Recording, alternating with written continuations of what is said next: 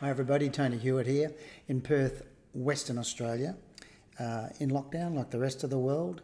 But I've got to say, it's giving me a chance to spend some time doing some of the things I haven't been able to do for a long time.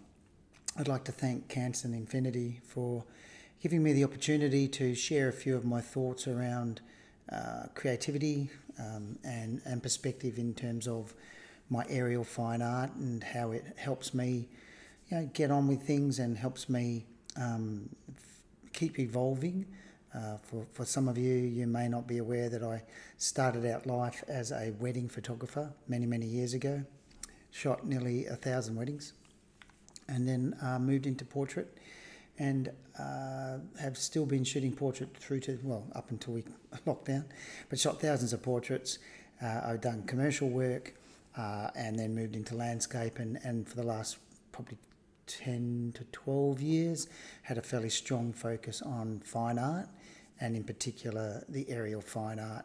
But as a person or as a photographer, I've always found myself attracted to things that look busy, but I can find that inherent sort of design that the landscape is hiding. So perhaps that's why aerial has been such a fascination for me. It's that mixture of chaos and balance where, depending on how you choose to frame something, that interesting or unique perspective that you get from the air allows me to look at things differently. It certainly gives me a fresh viewpoint, if you like, on things that would otherwise be familiar. If you think about beaches or coasts, or like farmlands, roads, we've been on them. We're on them all the time. I live near the beach and down the beach all the time. But there's just something fascinating about looking at that familiar ground from 90 degrees different, or with a 90-degree different perspective, and what it does to me creatively, where it takes me in terms of my imagination. So, it challenges me and it allows me to move beyond the literal. So many, over the last sort of, as I say, 10, 12 years, particularly with the focus on fine art, I've been trying to define what it is that I do. And, often you get asked, so what type of photography do you do? What if you say you're a fine art photographer, what type of fine art work do you do? If you say you're doing images that go in exhibitions, what sort of, work is it? And in other words, what type of content are you putting out there? And over the last few years, I've really started to understand, for me, what it is that I do, spiritually, emotionally as a photographer, not just technically. And I think the statement that I am a witness to the dance between the water and the light, when I first sort of thought of that, or when it first popped into my head, it really resonated. Like, that's who I am. I find myself mesmerised, and towards the end of this presentation I'll just touch on a project that some of you will be aware of, where I spent 31 days flying around Australia's coast. And when you would think that 6 to 8 hours a day sitting in the front of a four-seater plane looking down on the land with a camera ready to take pictures, that you would tire of that it would be draining, but it was anything but. And it really was me being who I am and me doing what I do. So each of us, if we're lucky enough, has that opportunity to discover just who we are, not only as a photographer, but as a person. And for me, nothing seems to have resonated better than that statement that, I love to look at, I love to bear witness to the way water and light play against each other. And I think that's what's inherent in the majority, of my work that ends up in exhibitions and collections. So I love my poetry, and you'll see a little bit of that coming up. I can hear a few of you who know me already laughing. So, but one of the ones that I've always loved is this particular 4 lines from a poem by D.G. Torrance. And for me, this really sums up how I feel when I'm out in the landscape. This obviously isn't an aerial photograph, but there's the atmosphere, the mood, everything that was there was just amazing. And you can just see the sun, that is the sun actually coming through what is very heavy cloud, and it just broke through this little patch of cloud. But D.G. Torrance says, the whispers of an echo, the haunting sound of silence, the enchanting dance of a shadow, and our simple hearts to guide us. And what I take away from those words is the subtleties. It's the little things. It's those moments between moments, if you will, that allow us to get lost in another world, allow us to see things in a way that perhaps we haven't seen them. When we're standing looking at something and interpreting it in a literal sense, suddenly we get a feeling that there's more to it than just what we're looking at. There's more to it than just a beach. It's more to it than just a bit of cloud. There's something magical about it, and that's what draws me in with all my landscape work. And although we might say with photography, you go out, you take the photo, there it is. But even in the days before digital, you had the chance to interpret and to express. Do I want to darken this image? Am I going to add a vignette? Am I going to produce this print as a contrasty print? Am I going to flatten it out? All of these decisions contribute to a different feeling, a different emotive content, a different narration sometimes, and all of that depends on your perspective. What is it that you were trying to say? When we look at something, we don't actually just look with our eyes and that's it. We look with our brains. Our eyes are like a lens, and our brain takes on the information, interprets the information based on our background, based on our experiences, our beliefs, etc. So our perspective is different, each of us. And so consequently, when you think about it, when you look at an image and you think, wow, what a fantastic image, or you think of the great images of the past, great images that have stood the test of time, pretty much all of them are a reflection of that particular photographer's personality, their philosophies, the way they saw things. It's a reflection of their perspective on the world. And we get to see styles. Style is very closely linked to perspective. And we start to realise that the only thing that we can offer is our unique perspective, that way that we see the world. That's what we're here to do as photographers, is to share that. And I find now, having had children and now having had grandchildren, it fascinates me to watch, like my 2.5-year-old grandson, who you see here, Matthias, the way he's looking at the world is so different to me. And his perspectives are shifting and changing as he learns, as he grows, it evolves. As you gain more perspective, you gain different understandings or deeper understandings. So my perspective shifts, his changes, and then as I watch his change, mine continues to change as well. The power of observation that children have can remind us that we sometimes need to just stop and look. And then when we do stop and look, we have to ask ourselves, can we see? Are we looking and seeing, or are we just looking? And again, when I get to my aerial work, I find myself seeing so much more these days than ever before. As I experience more, I find that it moves the way I think creatively.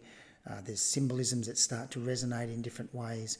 I work with colour in different ways. But this changes in the way I'm thinking are brought about by being exposed to things that I may drive past on a normal day. If I'm driving through the bush, through the outback, you drive along a road that's running alongside a salt lake, a lake, or the coast, you don't see what you're seeing on the screen now. You just see it totally differently until you get up in the air and get that complete 90-degree shift in perspective, and you start to not only understand things a little differently, but you actually start to imagine and feel creative, a creative difference as well.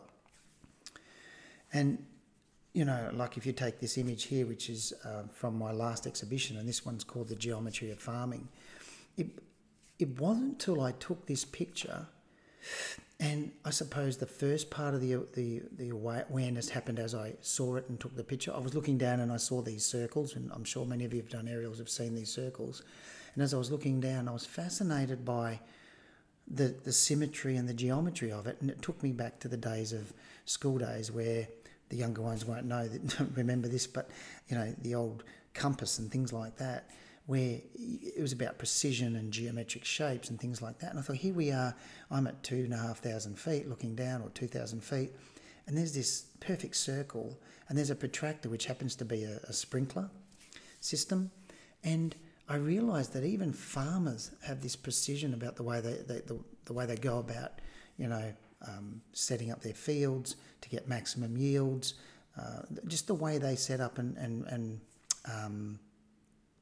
design their farm. But you wouldn't know it from the ground. They probably know it, I'm sure they do, but the rest of us who are just lay people, maybe driving past, we'd have no idea. We just see some sprinklers, and we might, as we go past, see some lines of fields, where the seed's been planted, but we wouldn't see this. And it's not until I was above that had that different perspective that I suddenly started to realise, well, there's a lot more goes into it than what I realised. So, that shift in perspective, again, creates a new sort of sense of understanding of what's going on. Many years ago, if we go back to the early days of space exploration, there came a point in time, a tipping point, if you will, where there was a cognitive shift in awareness reported by the astronauts and cosmonauts at the time, and it's continued ever since. And it referred to their experience of seeing firsthand the reality of the Earth in space as a tiny, fragile ball of life hanging in the void. It's fascinating if you think about it, and we can try and imagine it, but I'm sure until you see it, you just can't really have the realisation that the privileged few that have been in space would have. But it transforms your perspective when you get a chance to see it in a way that you've never seen it before. And some of the astronauts talk about how this experience transforms their perspective on planet and humanity's place in the universe. Some of them talk about a feeling of awe that they've never felt before, and also having this understanding of the interconnection of all life and a renewed sense of responsibility for it. So this shift in perspective is done in a way that they could never take back. Once you've seen it like this, you can't go back. But I invite you to look this up, Google it. The Overview Effect, Space Exploration, Human Evolution by Frank White. There's a whole bunch of different articles there. Different astronauts have talked about it. There's interviews with some of them, and they all talk about this overview effect. And, it was 2007, 2008 when I experienced my first, overview effect. And, of course, it's not like seeing the whole planet, but I went up in a hot air balloon. And it was mesmerising to look down on the very roads that we'd driven in on. No understanding of what was around us as we drove in. It was just, there's a few trees on the side of the road, and you have no idea what's behind those trees. And then looking down and watching the day unfold, watching, as you see in this image on the top left, you've got the clouds rolling in over the hill, and with a coolish palette, the bluish colours on the left. And then on the right-hand side, as I looked across, I could see where the sun was burning off that low cloud, the warm colour of the sun giving a sort of insight into the day that was yet to come. And then the trees down the bottom where the clouds have pretty much dissipated, the greenery of the fields coming through and just giving us that sense of daytime. And in this one image, I was watching the unfolding of the day. And that overarching vision started to open up my mind to the type of pictures that I really wanted to take.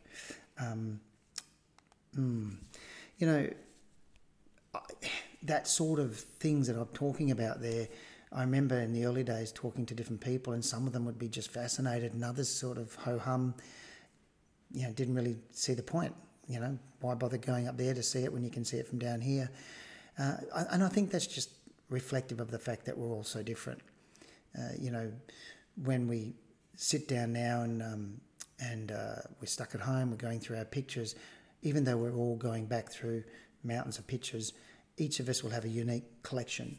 And one of the fascinating things is watching people bring out some of their pictures from the past, the ones that they haven't had time to really look at.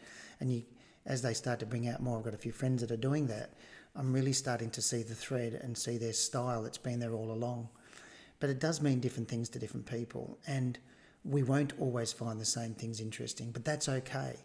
From my perspective, I'm looking down from an area, you know, when I'm shooting my aerials, I'm looking down and I'm just lost in what amazes me. I'm just lost in what's resonating and connecting with me, and I'm telling the stories the way I see them. I'm using colour the way excites me. I'm composing images that have meaning for me. And of course, not everybody's going to respond to that, but you know, I feel blessed that so many people do.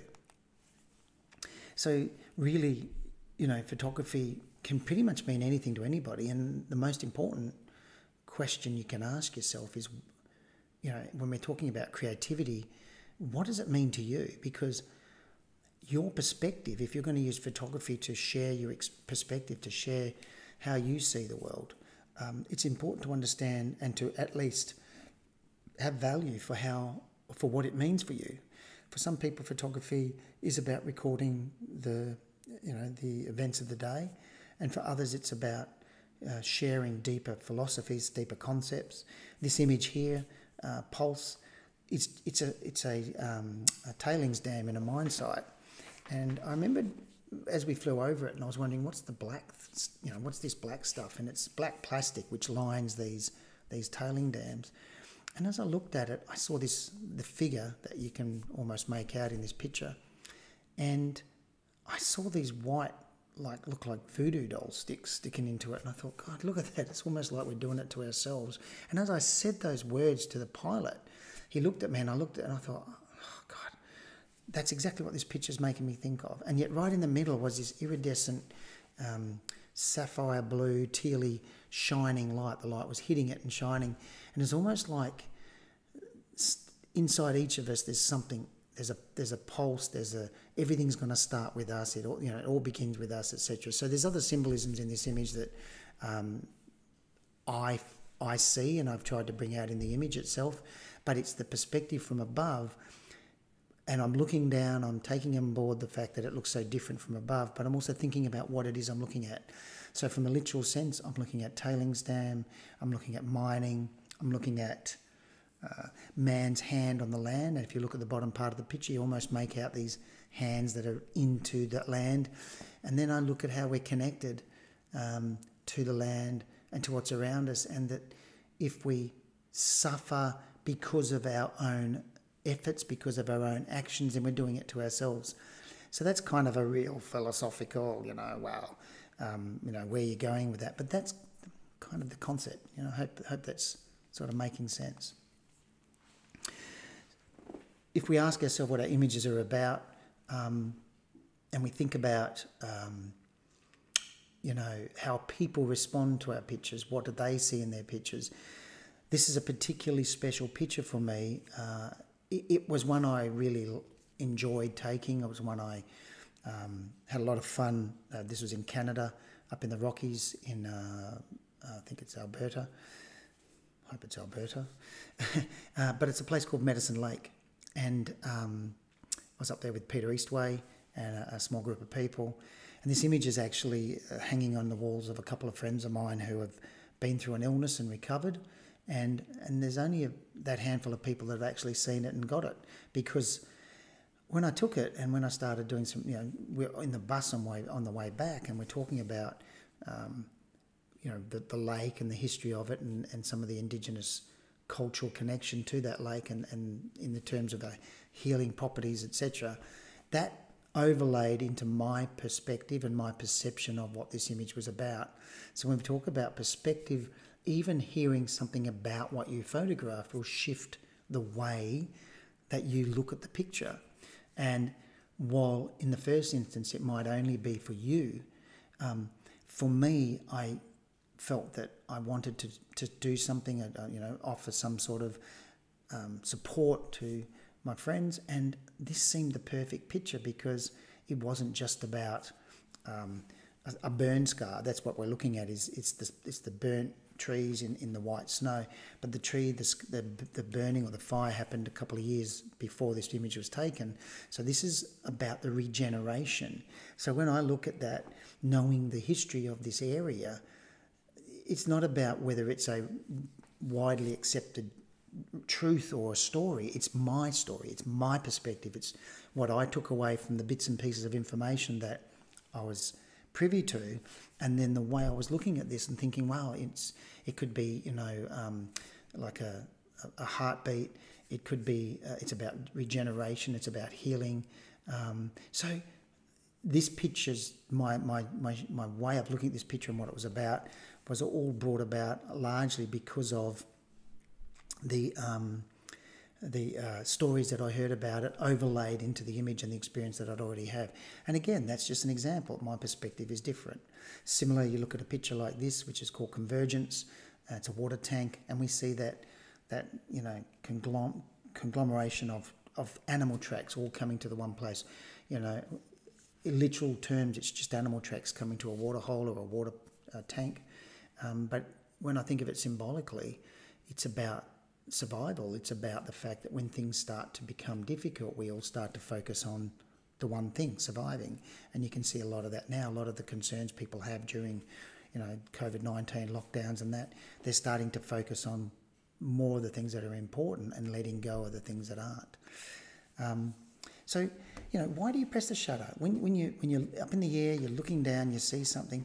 Is there something that you responded to? Is there, a shape, a symbol? Did it remind you of something? And I'm talking obviously about aerial. When I'm shooting aerial, I'm looking down and I'm resonating with things that could be an analogy, could be a symbol, could be something that reminds me of something else.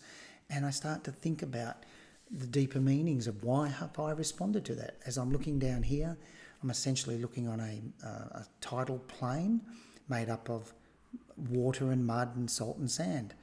That's all there is. And yet when I look down, I quite obviously see a tree. I see the base of the tree and it's drawing its nutrients from that pond at the bottom, etc. But it's all an illusion, much like an ink blot would be. Looking down from 7,500 feet onto a whirlpool over some mixing waters, tropical waters and outgoing muddy waters just off Darwin, the eye of a cyclone, and yet this is all water. So what is it reminding me of? It's, coming together of two currents coming from different directions and having to blend together, having to sort of compete with each other, and yet in this case, for me, from the perspective I had, it was actually something quite beautiful to see. And yet, a same central composition, perfectly centered image, or close to. This one, when I look down, is in a man-made area. This is nature's. The whirlpool was more nature's area, whereas I look at this one and I can very distinctly, because of the straight lines, because of what is obviously being put there by man in terms of old causeways that have been left to sort of let the water wash them away. It's something that's very distinctly man, almost like Burning Man, if you like, in the US. So just these symbolisms grab my attention. And I suppose you could ask yourself, are we seeing things that are already there for everybody to see? Are we seeing things because we're looking for them? And are we looking for them consciously, or is it deep down we're resonating with things that have meaning for us? Physicists, metaphysicists, people who study quantum physics and that will tell you, you'll see something when you look for it. But if you don't look for it, it may not have even been there. So I get really fascinated by that stuff. And when you're talking about aerial, then it really becomes a real case of almost like nature's ink blots. When you're looking down, what do you see? So many people now are shooting aerials, and when they put them up on social media or they share them through exhibitions, you're looking at them wondering, this reminds me of such and such, this reminds me of such and such. And that says just as much about the viewer as it does about the photographer, but it very much says a lot about what the photographer was responding to and what their perspective was. So this is an image out of Girt by Sea, and when you think about that project, Girt by Sea is about following the coast of Australia to understand the meaning, to get a greater understanding, to get a different perspective, if you like, in order to get that understanding about what the words Girt by Sea mean. And Girt means surrounded by, so Girt by Sea, surrounded by water, surrounded by sea. And this is along the coast in South Australia. And when I saw this particular landform, it just instantly looked like somebody with paint dripping off their finger and drawing the edge of the coast. And it instantly became one of the images that symbolised the whole project for me. you know, that there's this, you know, somewhere in time, a designer, whether it's nature, whether it's a religious figure, whatever you choose to do, say, and however you choose to interpret, if you like, I just saw this deliberate design, and that was a magical moment, just to have that awareness, to have that perspective, to look at it different. Because if I'd been on the ground, I would never have seen that, not in a million years. And it is an expression of how I see the world. You know, again, this one here, which is basically a picture of the reef, but it was a picture that reminded me, it's called New Earth. When I saw this part of the reef, and it was, you know, towards the middle of the day, we had very strong sunlight, we're getting really good penetration into the depths, and it just for a moment made me think, wow, it's like a map of the world. And it's almost like, wow, I wonder what the world would have looked like if I'd been able to fly above it a million years ago. So again, you know, the introduction to this talk in the advert was talking about creativity and how perspective can change that and can stimulate imagination and so on. That's the sort of way my mind's working when I'm looking down and I'm seeing things. I'm allowing myself to have that curiosity that a child would have, to have that thought process. And, you know, like a child walks, you know, this is on a sand spit in the middle of the river. It just sticks out from a jetty. And to go back to those moments that as a child you would just be mesmerised by something as simple as 1 inch of water on the sandbar, you know, simple as that. And remind yourself that the way, you know, when we look at things, each of us look through a unique set of eyes, and a child has that curiosity that hasn't been overlaid with a whole bunch of stories from other people yet. So they're still fascinated. And one of the invitations I put out to everybody is to find ways to be fascinated again, to just explore what is. Now, yeah, we're in lockdown, but, you know, I know that you can even go out into your yard and find a way to see things that you've never looked at it before. In fact, I heard a quote the other day about boredom, that if you sit doing the same thing long enough to the point where you're bored and you push through the boredom, at the other end of it is fascination and intrigue. This was an image that was recently awarded over in the UK. It did quite well in a few other places as well, but it's an image of a whale, and it's surrounded by thousands of sharks. I've actually come into a closer area here, so you're not seeing 1,000 sharks, but there is 1,000 sharks. Strangely enough, this image was captured over a place called Shark Bay. Fascinating that different people have looked at this, and it's almost been split almost 50-50. Some perceive this to be a whale looking to give birth, in that sort of action of preparing to give birth, and the sharks are zeroing in, and others see it for what it actually is, and that is this whale has been under attack for an entire day and is starting to really struggle, and the sharks are just moving in. You know, I was lucky to be there, and as I'm thinking how it was just a unique opportunity, it was a gift to observe nature in all its cruelty, but also in all its beauty that's in that cruelty, almost a design and an organised chaos, if you like. It also reminded me that this particular whale just happened to be in the wrong place at the wrong time when it came through, where there was probably not that many sharks at the time, but just enough, and it took a wrong turn and ended up in the wrong place. So, you know, sometimes circumstance is all it takes. So some of you who've heard me speak before may remember I talk about a voice for your eyes. Photography very much is a voice for our eyes. And what I mean by that is, if you were trying to describe something with words, the old adage of 1,000 words, or a picture paints 1,000 words. The reason that came and was so pertinent for so many people is that it truly does sometimes take 1,000 words just to describe what you see. So a picture can become a voice for our eyes. If a picture like this, where I was out on the western end of an island off my home city and watching the sunset, and as we looked down from a fairly high vantage point, the light was pushing off to the right, And I deliberately left that orange glow on the right because it really did feel like that the night was moving in and then pushing the daylight out, as if to say, you know, you've had your turn, it's my turn. And it kind of reminded me of the cyclic nature of our life, the cyclic nature of things moving.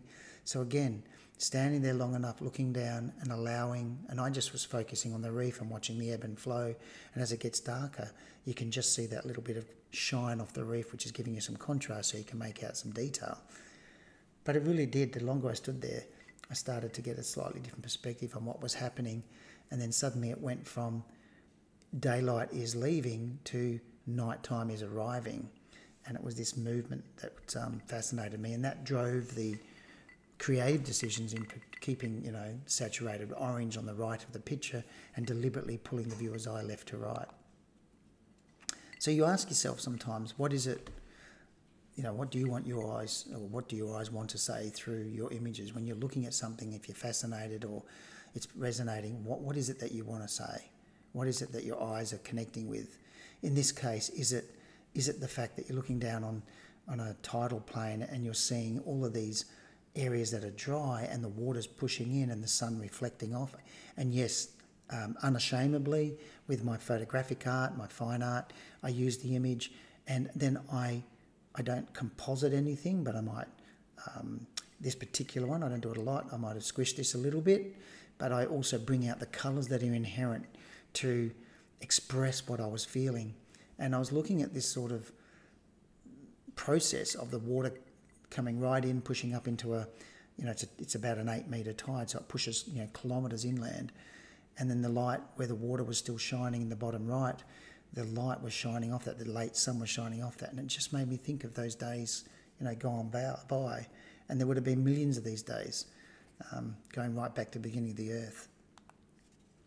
Sand moving under the ocean. You know, you talk about a sand mandala, like when some religious figures, monks, will make a mandala with sand, and they'll create, and they'll spend time getting this absolutely perfect design and then washing it away, because the whole purpose of the mandala was to create rather than the final product.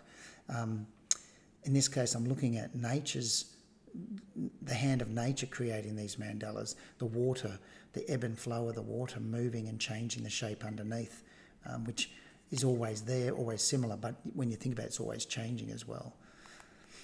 So there's always a hidden narrative, and I did this series of images, which when I took them, and they're called journeys, when I was looking down, I'd been in a conversation a little earlier in the day before the flight about life, about the time, you know, we come into the world, we live our life, and we move out of the world, and each of us live a different journey. Each of us have a different highs, different lows.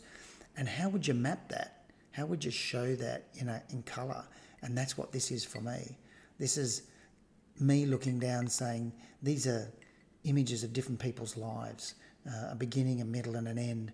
At different times of their life, they'll shine. At different times, they'll go off in different directions.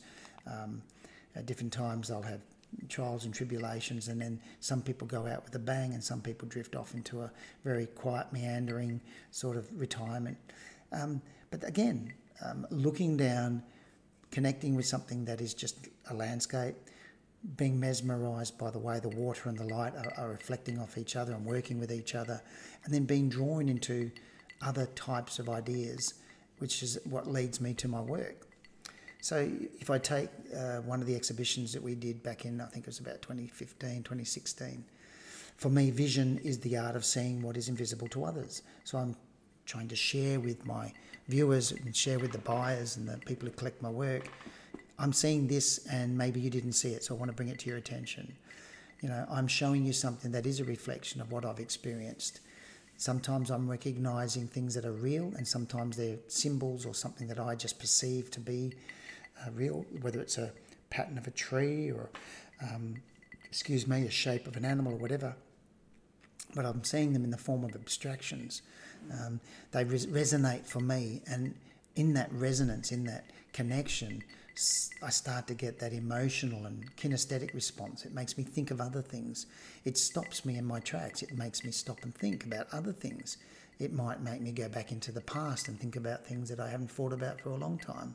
Or it might take me into the future in an imaginative sense and give me a deeper experience of just looking at this picture and a richer response. And when I put pictures in an exhibition and somebody might come through and choose to buy them,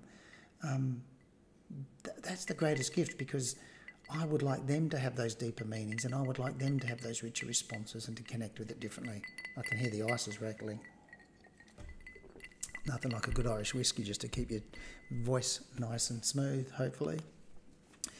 Often with an image, what makes it resonate with people, what allows people to connect with it and want to hang with it a bit longer, is in the invisible layers. It's not the literal thing. So in here you can see within the image what's going on under the water. We can see the ripples on top of the water, but we also see the patterns that almost look like branches. And in doing so, we're also creating echoes of nature. That nature does form these patterns almost as templates. And talking about perspectives that happen when you're flying or above, here's a very, very simple image of boats. There's only, I think there's 7 or 6 boats in it. But you can see some boats going left to right and some boats going right to left. And to the right of this image is the mainland, and to the left is an island, which is about 20 kilometres off the coast. And this is a recreational destination. A lot of people go there. My whole life living in Western Australia, that's been one of the go-to places. It's a fascinating place to go and relax. But flying above, as we were looking, and we were travelling out to the island, and I saw these boats travelling towards each other. And as I was looking down, I thought, my gosh, look at that. These boats are going past each other, and I could imagine what it would be like to be on one of those boats. Having travelled there many times, and you would be standing on the boat, and as another boat would come past, you might just raise a hand, acknowledgement, a short wave, not because there's somebody that you know, not because they're a person that you've met before, but there's a familiarity. It's, as it says, a stranger amongst friends, that you're sharing an experience. So on the water, you would have that experience and that perspective of, you have experienced what I'm going to, excuse me, but it was an interesting new experience or new perspective to be above them and watching the interaction in a very abstract form. So again, it gave me a deeper understanding of that to and fro, that travelling between, and this is what we can talk about sometimes when we talk about the moments between moments. People represent the coast, or the mainland represents where they work and live in everyday life. This island off the coast represents recreation and relaxation. And often the time in between, and depending on how fast your boat is, it could be 20 minutes to 2 hours to get there. We almost lose that time. And yet there's a beautiful experience in the middle as well.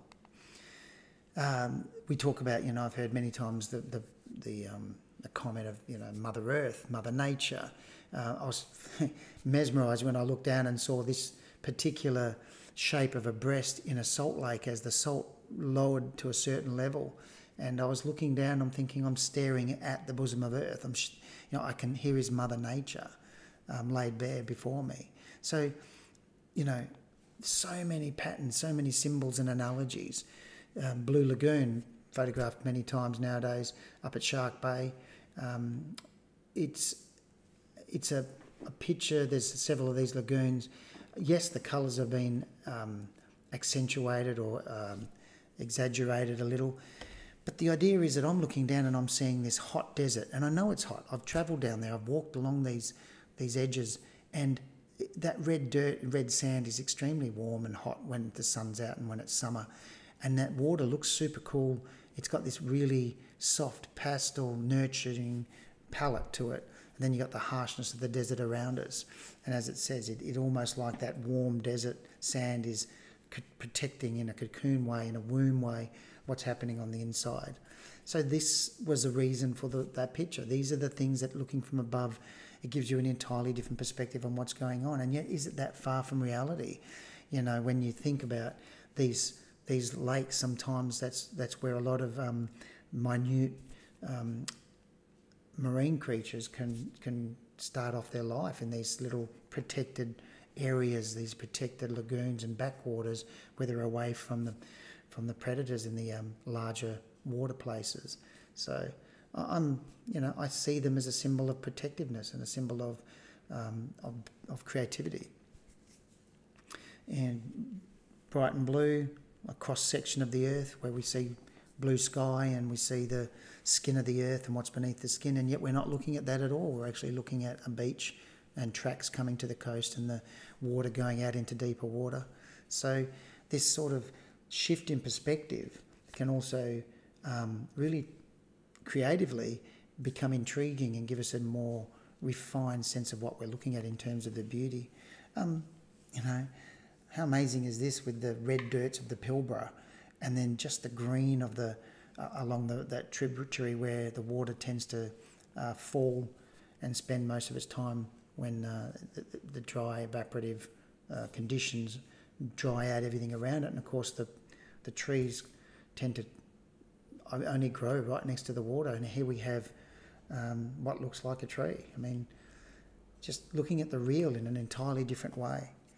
And Girt by Sea, I referred to earlier, was a photographic odyssey. It was an adventure where a friend of mine, Dennis Glennon, and myself set out to experience what Girt by Sea means. And there were some things I knew would happen. There was some experiences I expected to happen, and then there were some things that happened that I was just, could not be really prepared for. We went out there not to document and not to take pictures of things to say, when you travel to latitude this and longitude this is exactly what you will find. But it was more about getting a collection of, or a multiple collection of images that represented the multifacets of the Australian coast and the beauty of the Australian coast. It wasn't about any one picture, and it wasn't about any one place. There are many, many scenes that you can see from the air, an average of 1,500 to 2,000 feet when you fly around the coast of Australia. There's many aerial locations that, if you looked at it, it could be one of 6 or 7 different parts of Australia. There were locations that we saw at the northwestern tip of Tasmania that you would swear were the Great Barrier Reef in North Queensland, 3,000 kilometres away. So there were so many things that we saw that were different every day, and yet they would be repeated a week later in a completely different part of the coast. Unexpected. This sort of project, we start off where you think what you're going to do. You're going to travel around Australia and photograph it. You're going to see different shapes and different colours, but so much more happened. 31 days makes you realise just how big this country is, and you can think about it and talk about it and wonder about it, but it's a little bit like travelling across Australia in a car. It's a 3,500 to 4,000 kilometre trip, and you think, yep, that sounds like a long way. I know what a long way is. But until you actually hop in a car and travel that long, boring road in the middle, you don't really have that inherent know what it is. And that's what happened on this trip. 31 days in flight and 34,000 kilometres in a Cessna, in a small 4-seater plane. We spent a lot of hours. The longest flight was 1,100 kilometres. 7,500 feet was the highest height. So moving yourself around and shifting perspective, looking at things from a different point of view, gives you a different way to understand it.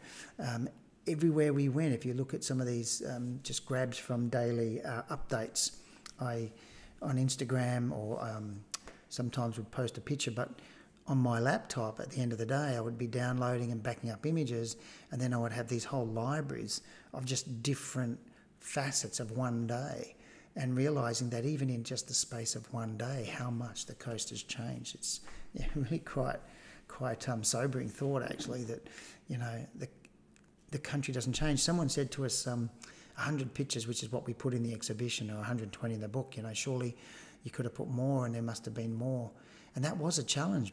There was a lot of stories to tell, and we started to get a different perspective on things. Flying up around the north of Queensland, you know, when we talk about creativity and perspective, it's not just about the visual perspective, it's also about the mental perspective and the emotional feeling around not just your own country, but, you know, like North Queensland, we're flying around and we're talking about in the war where planes would often just try to make the coast and have to ditch in the shallows in this very remote area. And you think, oh, that's a long walk. Well, it's more than a long walk. It's 1,000 kilometres, and it would have been almost impossible. There were so many stories that start to tap in because you're looking at the land not from the ground, but because you're looking at it from a higher perspective, you're seeing it in its totality. You're seeing it totally different.